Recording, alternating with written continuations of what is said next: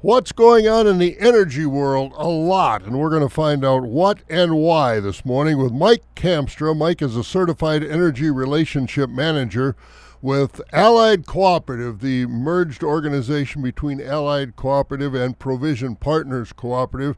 Mike headquartered in the Marshfield area, and of course, Mike, the headline right now is Israel, Hamas, that war, which is so tragic. What does that mean, though, as far as energy prices and supplies around the world? Well, how's it affecting us, I guess? The energy prices have been going up because of concerns that Israeli-Hamas war is going to widen, particularly when they talk about Iran getting involved. That's a driver for higher energy prices. Just in the last 4 or 5 trading sessions, we've really seen that play out. However, Monday, we saw that the possibility that Venezuela could have a free and fair election, and that would allow for the lifting of U.S. sanctions on Venezuelan oil. So kind of a push and pull on crude oil prices, which right now, as of today, is trading right around $86.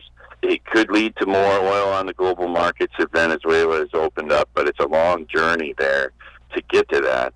The Biden administration has tentatively agreed to this deal, which would ease those sanctions on Venezuela. So we've seen the last couple of days. The good news is crude oil, diesel, and gas all coming down the last couple of days. There's still the worries, though, about that Israeli-Hamas war could escalate or spread, and that could lead to some more rising crude prices. Mike, what about, as we look at diesel prices and gas prices, how much they affect our overall economy as far as, the uncertainty in the world?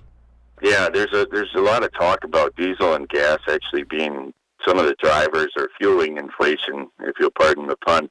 We see it on the gas stations every day when we drive to work, and it's probably the most visible reminder of inflation going on to the average person out there. But diesel has a really big impact on inflation. That powers all the semi-trucks, all the industrial machinery and agricultural equipment. So all of that kind of trickles down to the consumer.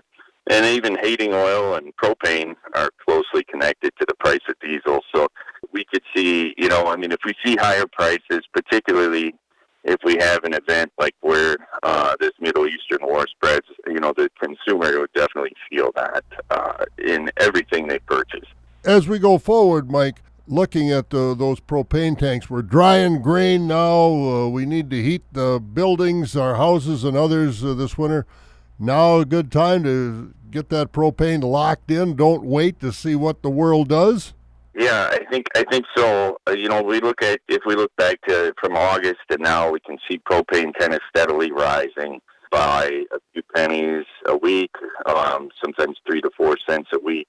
I would say we're up about 10 to 15 cents since that time period. So corn is coming off pretty dry, but there are spotty areas where there's some corn drying going on. But the overall picture is once it gets cold, generally we see prices rise. So, if you can get something locked in, about 75% of the time a contract will save you money versus purchasing on the open market if you're buying it correctly, which we have a lot of people in place trying to hedge that and get the right buying opportunities so that our consumers get a win. But more often than not, contracting propane follows the cycle. It's cheaper in the summer and it's more expensive in the winter, and that's typically the case. Particularly, the Old Farmer's Almanac was predicting a colder, wetter winter than usual, so lots of snow and colder temperatures than what typically we would see in a winter around here. We're looking at winter more than we are summer right now, so again, keep your eye on the price and get that stuff contracted, that's for sure.